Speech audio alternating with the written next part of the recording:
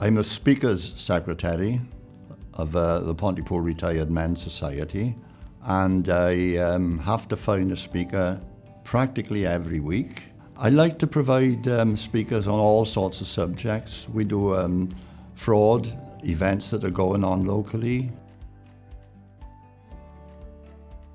Companionship for a lot of people. In fact, one man said he was an alcoholic and he came to join the club. He felt better and his health improved. And I suspect that there's a lot of people in a similar position. From my own experience, I found out about Llais and I thought that'll be a good subject.